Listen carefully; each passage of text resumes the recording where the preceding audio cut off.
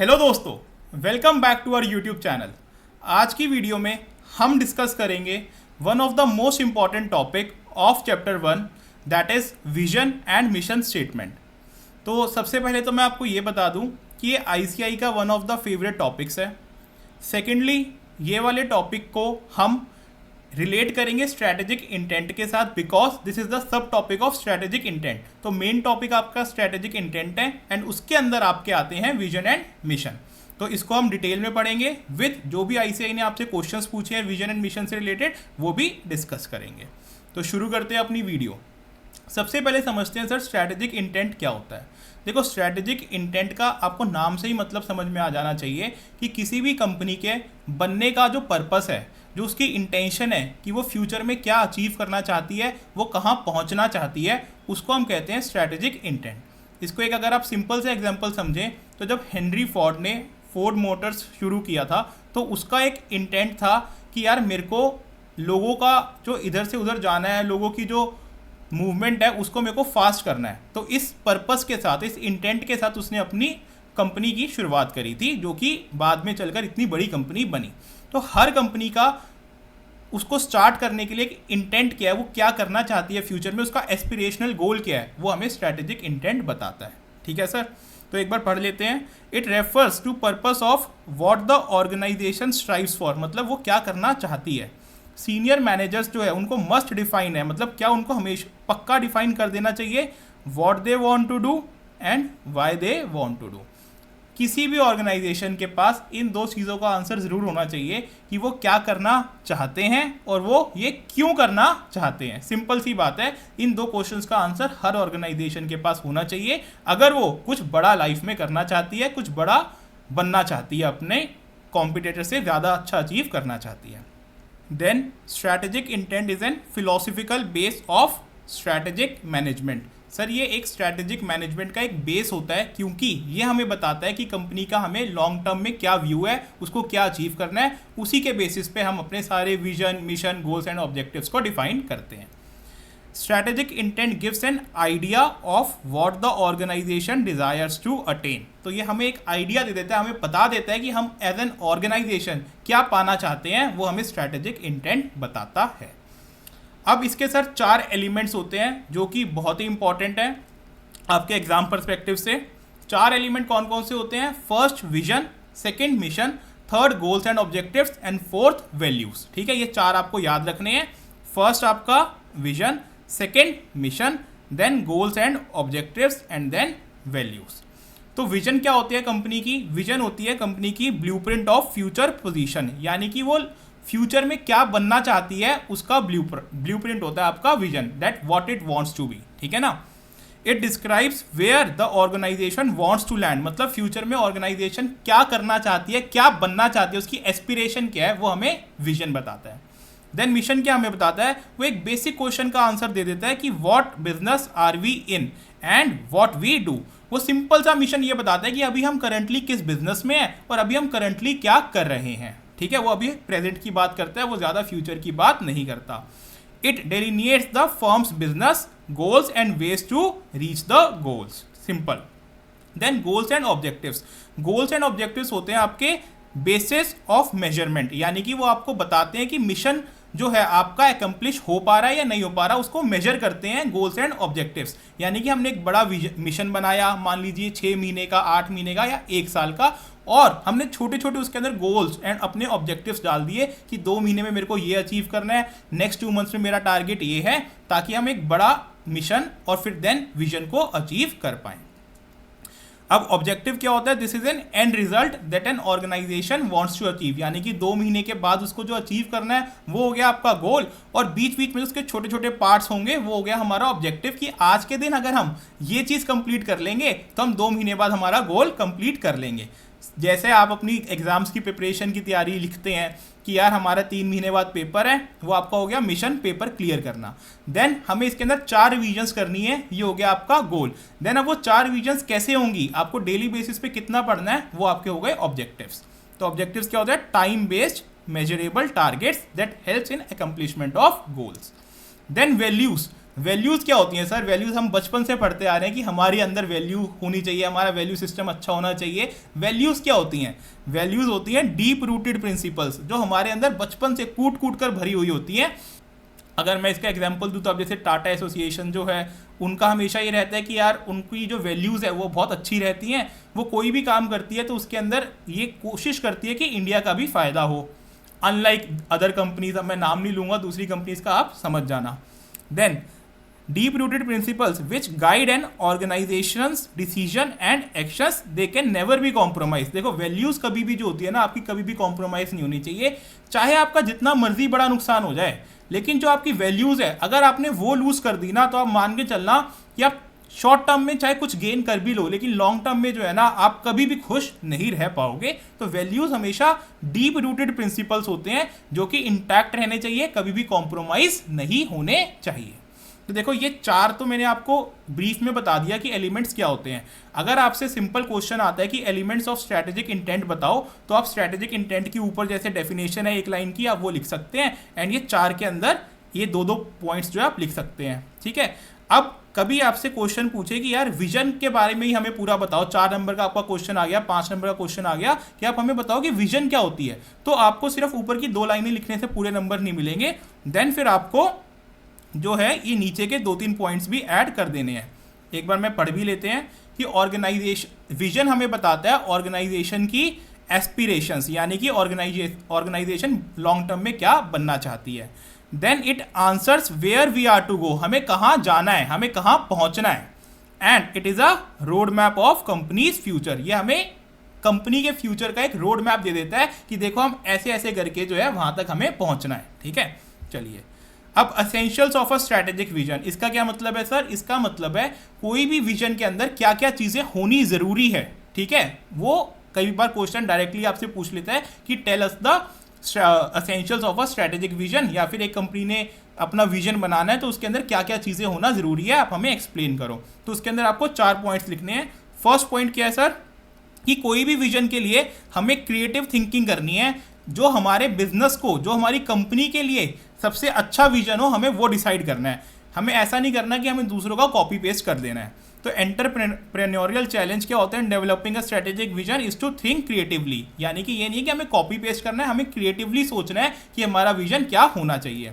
Then second, forming a vision is an exercise in intelligent entrepreneurship, यानी कि एक अच्छा बिजनेसमैन जो होगा ना, वो ये एक्सरसाइज जरूर करेगा अपने बिजनेस की कि वो अपना विजन बनाए कंपनी का। और जो बेकार एंटरप्रेन्योर होगा वो कभी भी एक्सरसाइज नहीं करेगा, वो कहता है यार जैसे चल रही है कंपनी चलने दो, मेरा तो कोई लॉन्ग टर्म विजन है नहीं, मेरे को तो एक शॉर्ट टर्म में प्रॉफिट कमाना है बस। तो वो कभी भी नहीं करेगा। लेकिन जो एक इंटेलिजेंट एंटरप्राइज होगी, इंटेलिजेंट ऑर्गेनाइजेशन होगी, जिसको लॉन्ग टर्म में सस्टेन करना है, वो अपना पहले दिन से विजन सोच के चलेगी। And third, it should be well articulated strategic vision, यानी कि ये बहुत अच्छी तरीके से डिफाइंड हमारे पास बताया हुआ होना चाहिए एक स्ट्रेटेजिक विजन, ताकि ये एक एंथुजियाज्म क्रिएट कर सके among the members of the organization. आजकल आप देखते हो जो स्टार्टअप कल्चर आया है उसके अंदर वो बहुत ही क्लियरली डिफाइन कर देते हैं अपना विजन फर्स्ट डे से ही, और जो भी वो एम्प्लॉय हायर करते हैं उनको पहले दिन ही बता देते हैं कि भाई अगर वो एडटेक फर्म है तो हमें नंबर 1 एडटेक फर्म बनना है। एंड लास्ट हम पढ़ रहे हैं it should be best worded, यानी कि बहुत अच्छे से लिखा हुआ होना चाहिए हमारा विजन, ताकि ये हमें क्लियरली बता सके कि हमें किस डायरेक्शन में मूव करना है, एक कंपनी को किस डायरेक्शन में जाना है। तो ये हो गया आपका कि what are the basic things which required to write a good vision. ठीक है सर। अब आ जाते हैं हम मिशन पे। तो मिशन जैसे अभी हमने ऊपर पढ़ा कि हमें बताता है कि अभी करंट में कंपनी क्या कर रही है, व्हाट आर वी डूइंग, ठीक है ना, अभी हम क्या कर रहे हैं। तो ये बताता है explain the reason for the existence, यानी कि हम, तो ये बताता है explain the reason for the existence, यानी कि हम एग्जिस्ट क्यों करते हैं, हम क्या माल आपको बेचते हैं, हम किस बिजनेस में हैं, ये हमें मिशन बताता है। Then it tells the purpose of the company, की कंपनी क्यों है एग्जिस्टेंस में। Then it defines the present capabilities, activities and customer focus, यानी कि हमें बताता है कि हमारी प्रेजेंट कैपेबिलिटी क्या है, हम किस कस्टमर्स को फोकस कर रहे हैं एंड हम कौन सी एक्टिविटीज कर रहे हैं। It states what customers it serves, हम कौन से कस्टमर को सर्व कर रहे हैं sir. Then what need we it satisfies, हम क्या नीड लोगों की सेटिस्फाई कर रहे हैं as a business. And then what type of product it offers, यानी कि हम कौन सा प्रोडक्ट मार्केट में ऑफर कर रहे हैं। Then it helps organisation to set its own special identity, business emphasise and path for development. ये ऑर्गेनाइजेशन को हेल्प करता है अपनी एक आइडेंटिटी बताने में, अपनी एक आइडेंटिटी को डिफाइन करने में ये हेल्प करता है हमें। मिशन ऐसा होना चाहिए सर जो आपके कॉम्पिटिटर से अलग दिखे। जो कॉम्पिटिटर कर रहे हैं हम चाहे वही काम कर रहे हो, लेकिन मिशन स्टेटमेंट ऐसी डिपिक्ट होनी चाहिए कि हमारा जो माल है, हमारा जो प्रोडक्ट है वो कॉम्पिटिटर से बेहतर है, तो ताकि हमारी एक स्पेशल आइडेंटिटी बन सके। ठीक है ना। अभी हम क्या कर रहे हैं, अब एक क्वेश्चन आपसे एग्जाम में पूछते हैं कि why organisation should have a mission. क्यों होना चाहिए एक ऑर्गेनाइजेशन का मिशन? अगर आपका मिशन ही नहीं होगा तो आपको लोग जानेंगे कैसे? कैसे सारे घूम रहे हैं वैसे ही आप दिखोगे, आपको कुछ अलग दिखोगे ही नहीं अगर आपका कुछ अलग मिशन नहीं होगा। तो मिशन क्या करता है, हमें एक यूनैनिमिटी ऑफ पर्पस देता है कि भाई सारे जितने भी एम्प्लॉयज़ हैं आपके, जितने भी लोग आपसे एसोसिएटेड है, उन सबका एक ही पर्पस होना चाहिए जो कि आपका मिशन है। मान लीजिए आपका मिशन है कि हमें अफोर्डेबल प्राइसेस पे अपना प्रोडक्ट लॉन्च करना है, तो जितने भी आपके एम्प्लॉयज़ हैं सबका एक ही मिशन होना चाहिए कि हमें बेस्ट क्वालिटी बेस्ट प्राइस पे लोगों को डिलीवर करनी है। Second, it develop a basis और standard for allocating organisational resources. तो यार जो हमारा मिशन होगा उसी के हिसाब से हम अपनी जो कंपनी की रिसोर्सेज है उसको एलोकेट करेंगे। अगर हमारा मिशन ही नहीं होगा तो हमें पता कैसे चलेगा कि हमें किस चीज़ पे ज़्यादा स्पेंड करना है और किस चीज़ पे कम स्पेंड करना है। अब तीसरा पॉइंट भी आपका रिसोर्सेज से रिलेटेड है, वो क्या है? It provides the basis for motivating the use of organisational resources. अब ये देखो बड़ा इंटरेस्टिंग पॉइंट है कि भाई अगर आपका मिशन ही नहीं होगा ना, तो मान लीजिए आपके पास बैंक में बहुत सारे पैसे पड़े हुए हैं, लेकिन आपको उसका मोटिवेशन ही नहीं आएगा कि मैं इस पैसे को यूज़ करूं, क्योंकि आपके पता ही नहीं है कि मैं करना क्या चाहता हूं। अगर मान लीजिए आज एलॉन मस्क के पास कई बिलियन डॉलर्स हैं, उसका मिशन एकदम क्लियर है कि यार मेरे को दुनिया को मार्स का चक्कर कटवाना है, ठीक है ना, तो वो उसके लिए अपने सारे रिसोर्सेज को भी दांव पे लगाने के लिए तैयार है, क्योंकि उसके दिमाग में मिशन उसका क्लियर है कि मेरे को ये करना है। अगर उसके पास मिशन ही नहीं होता तो भाई उसका पैसा बैंक में पड़ा रहता, वो यूज़ क्यों करता उस पैसे को? उसको लगता कि यार क्या ही फर्क पड़ता है, अगर थोड़ा बहुत भी कुछ भी हो रहा है कंपनी में तो होने दो। तो फोर्थ पॉइंट आ जाता है, it establish a general tone और ऑर्गेनाइजेशन क्लाइमेट, यानी कि ये जनरल टोन की सब एक ही चीज़ बोले आपके ऑर्गेनाइजेशन में वो बनाता है, जनरेट करता है। Then it serves as a focal point for those who can identify the organisation's purpose and direction. It facilitates the translation of objective and goals into work structure. ये ट्रांसलेट करता है कि जो ऑर्गेनाइजेशन के objectives हैं और goals हैं उसको हम एक वर्क स्ट्रक्चर के बेसिस पे डिफाइन कर सके, यानी कि एंड पे हमारा मिशन स्टेटमेंट खड़ा होता है कि भाई 8 महीने बाद हमें ये मिशन कंप्लीट करना है, एंड बीच में जो उसके पोल्स होते हैं वो सारे आपके ऑब्जेक्टिव्स एंड गोल्स होते हैं। Then last point sir, to specify organisational purposes and the translation of these purposes into goals in such a way that cost, time and performance parameters can be assessed and controlled. I would suggest कि देखो exam के अंदर जो है आप ये 4 से 5 point भी याद कर लोगे तो आपको पूरे नंबर मिल जाएंगे। अब सर अगला क्वेश्चन आता है आपसे कि हमें, जैसे हमने ऊपर पढ़ा कि विजन बनाने से पहले हमें क्या क्या चीज़ें अपने दिमाग में रखनी चाहिए, वैसे ही मिशन स्टेटमेंट बनाने के लिए आपके दिमाग में क्या क्या रहना चाहिए। तो सबसे पहला है कि to establish the special identity of the business, यानी कि मिशन स्टेटमेंट ऐसी होनी चाहिए जो हम दूसरे की कॉपी पेस्टेड ना लगे, एक स्पेशल आइडेंटिटी लगे कि यार इस कंपनी का कुछ यूनिक मिशन है। जैसे कि आजकल आपने देखा होगा कि बहुत सारी कंपनीज जो है अपना मिशन बनाती है कि हमें एक सस्टेनेबल ब्रांड बनना है। अगर आप हमसे कुछ भी परचेज करते हैं तो हम एक ग्रीन प्लांट लगाते हैं, हम एनवायरनमेंट को बहुत प्रोटेक्ट करने की कोशिश करते हैं, तो वो कहीं ना कहीं प्रोडक्ट तो वो वही बेच रहे हैं जो उनका कॉम्पिटिटर बेच रहा है, लेकिन ये जब वो चीज़ें बोलते हैं तो उससे कंज्यूमर के माइंड में जाता है कि यार ये कंपनी है, बहुत एथिकल है, ये एनवायरनमेंट के लिए सोचती है, तो चलो यार इसका प्रोडक्ट खरीद लेते हैं। Second, good mission statement should be unique to the organisation, ठीक है ना, ये यूनिक होनी चाहिए, ऐसा नहीं है कि सबके साथ ये कॉपी पेस्टेड हो। Then it includes what needs business tries to satisfy, what customer groups it wishes to target, and the technologies and competencies it use and the activity it performs। तो 4 चीज़ें हैं मिशन स्टेटमेंट में, क्या क्या 4 चीज़ें include होनी चाहिए। First, what needs business try to satisfy, ये आपको बताना है मिशन स्टेटमेंट में कि हम क्या करते हैं, हम क्या नीड्स लोगों की सेटिस्फाई करते हैं। सेकेंड चीज़, हम कौन से कस्टमर्स को टारगेट कर रहे हैं, बहुत अमीरों को कर रहे हैं, मिडिल क्लास को कर रहे हैं, लोअर इनकम ग्रुप को कर रहे हैं, हम किन कस्टमर्स को टारगेट कर रहे हैं। देन थर्ड, हम कौन सी टेक्नोलॉजी और हमारे अंदर क्या कॉम्पिटेंसीज है जिससे कि आपको बेनिफिट मिलेगा हमारे प्रोडक्ट में। एंड फोर्थ, हम कौन कौन सी एक्टिविटीज परफॉर्म करते हैं, यानी कि हम कौन कौन सी सर्विसेज आपको देंगे। Then fourth point, mission should not be to make profit. देखो, मिशन स्टेटमेंट कभी भी ये नहीं होनी चाहिए कि हमें प्रॉफिट कमाना है सर इसलिए हमारा प्रोडक्ट खरीद लो। मिशन स्टेटमेंट आपकी ये होनी चाहिए कि हाँ, प्रॉफिट जरूरी है सर्वाइवल और ग्रोथ के लिए, लेकिन मिशन स्टेटमेंट का कभी भी ये पार्ट नहीं होगा कि we need to make a profit. तो ये हो गया सर। अब आ जाते हैं क्वेश्चंस पे। देखो, आईसीआई जो है आपसे विजन एंड मिशन स्टेटमेंट में 5 से 6 तरीके के क्वेश्चन पूछता है। 5 से 6 में 3 से 4 तरीके तो जो डायरेक्ट जो क्वेश्चंस होते हैं, जो अभी हमने ऊपर टॉपिक्स पढ़े कि भाई considerations to be kept in mind while making a vision statement और अ मिशन स्टेटमेंट, ये हो गया। Then what are the things which we should keep in mind while writing a vision statement, ठीक है ना। What are the essentials we should keep in mind while writing a vision statement, वो भी हमने ऊपर पढ़ लिया। Then what is vision statement, what is mission statement, वो डेफिनेशन भी हमने ऊपर पढ़ ली।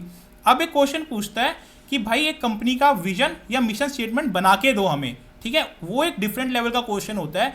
तो मैंने क्या किया है, आईसीआई ने 3-4 इस तरीके के क्वेश्चन पूछे हैं, तो उसके जो जनरल पॉइंट्स बन सकते थे कि हम विजन स्टेटमेंट में क्या लिख सकते हैं हर कंपनी के, और मिशन स्टेटमेंट में क्या लिख सकते हैं, वो मैंने एक जगह यहाँ पे लिख दी है। तो सर हम क्या लिख सकते हैं विजन स्टेटमेंट में कि फर्स्ट हमारा विजन क्या है, to be the globally recognised leader और इंडिया लार्जेस्ट सेक्टर कंपनी। चाहे आप ग्लोबली सबसे बड़ा बनना चाह रहे हो या आप इंडिया का सबसे बड़ा कंपनी उस सेक्टर में बनना चाह रहे हो, वो आपका विजन हो सकता है, ठीक है। सेकंड, अपना विजन हो सकता है कि we want to enrich the lives of people worldwide by providing high quality, affordable and accessible products. ये हमारी एस्पिरेशन है कि हम वर्ल्ड वाइड जो है लीडर बनना चाहते हैं, लोगों की लाइफ्स को इंप्रूव करना चाहते हैं by providing affordable and high quality and accessible products. Then आपका हो सकता है कि हम एक एक्स्ट्रा ऑर्डिनरी फीलिंग देना चाहते हैं और लोगों को खुश देखना चाहते हैं अपने प्रोडक्ट्स के साथ, उनकी लाइफ में एक हैप्पीनेस लाना चाहते हैं। ये हमारा हो गया विजन। विजन देखो बहुत डिटेल में कुछ नहीं बताता, वो एक एस्पिरेशनल होता है कि यार हम ये इतना बड़ा, अब लोगों की यार जिंदगी में खुशी लाना तो बहुत मुश्किल है, ऐसा कोई आसान काम तो है नहीं, लेकिन ये हमारा विजन है कि यार हम ये काम करना चाहते हैं फ्यूचर में। ये हो गया हमारा विजन। अब मिशन क्या होता है, वो हमें बताता है हमारी प्रेजेंट कैपेबिलिटीज क्या, हम अभी क्या कर रहे हैं। तो अभी सर हम क्या कर रहे हैं, हो सकता है हम लोगों की, हमारी खुशी लाना लोगों की ज़िंदगी में, वो हमारा विजन है। बट हम खुशी कैसे ला रहे हैं, मे बी हम अफोर्डेबल प्रोडक्ट्स बना रहे हैं, अभी हम इको फ्रेंडली प्रोडक्ट्स बना रहे हैं, हर्बल प्रोडक्ट्स कंपनी को दे रहे हैं, लॉन्च कर रहे हैं, हम इनोवेशन ला रहे हैं अपने बार बार प्रोडक्ट्स के अंदर जो लोगों को पसंद आए, इससे हम हैप्पीनेस दे रहे हैं। तो ये हमारा मिशन हो गया। Improve the well-being of individuals, enhance lives of people producing safe, effective and sustainable product। देखो हम safe, effective and sustainable products बना रहे हैं, इससे लोगों की लाइफस्टाइल जो है enhance हो रहा है। देन हम इनोवेशन ला रहे हैं, कोलैबोरेशन कर रहे हैं लोगों के साथ, और एथिकल प्रैक्टिसेस है हमारी। जैसे मैंने आपको बताया कि हम प्लांट उगाते हैं, आपने जो भी प्रोडक्ट बेचा उसके जैसे ही हमें 10 प्रोडक्ट बिकेंगे हम एक प्लांट लगाएंगे। तो ये हो गया आपका ethical practices aim to make a positive impact. Then एक लास्ट क्वेश्चन आपका बनता है विजन एंड मिशन स्टेटमेंट का कि आप इन दोनों के बीच में डिफरेंस बता दो। तो डिफरेंस इसका सिंपल सा है कि विजन जो होता है वो फ्यूचर डायरेक्शन देता है, मिशन आपका बताता है कि अभी हम क्या कर रहे हैं, वो ऑनगोइंग एक्टिविटीज को बताता है। Then vision galvanize people to achieve defined objectives even if they are stretched provided vision is specific, measurable, achievable and time bound। तो हमें बताता है कि भाई विजन एक लॉन्ग टर्म स्ट्रैटेजी दे देता है कि अगर ये गोल अचीव करना थोड़ा मुश्किल भी है, लेकिन विजन ऐसा होना चाहिए कि उसको लगे कि यार चलो थोड़ा सा स्ट्रेच करते हैं, ये वाला विजन हमें अचीव करना है क्लियरली, बट वो विजन जो है हमारे पास मेंशन होना चाहिए। और मिशन हमें एक पाथ दे देता है कि हमें कैसे विजन को रियलाइज करना है, हमें एक डायरेक्शन दे देता है कि हम विजन को कैसे अचीव कर सकते हैं।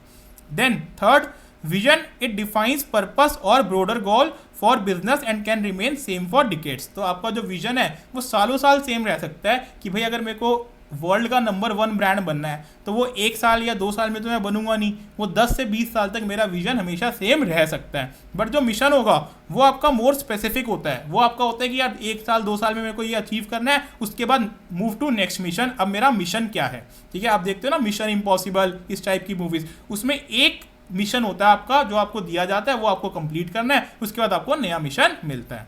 तो more specific in terms of both future state and time frame. इस तरीके से मैंने आपको जो भी विजन एंड मिशन से रिलेटेड क्वेश्चंस आ सकते हैं वो मैंने आपको समझा दिए। प्लस जितना भी आईसीआई का मटेरियल है विजन एंड मिशन स्टेटमेंट से रिलेटेड वो सब मैंने आपको इस पीडीएफ में कवर कर दिया। आप चाहें तो ये पीडीएफ मेरी टेलीग्राम ग्रुप से डाउनलोड कर सकते हैं। तो ऑल द बेस्ट दोस्तों, keep working hard, keep studying hard, bye bye. ठीक है ना, कि आप हो कौन,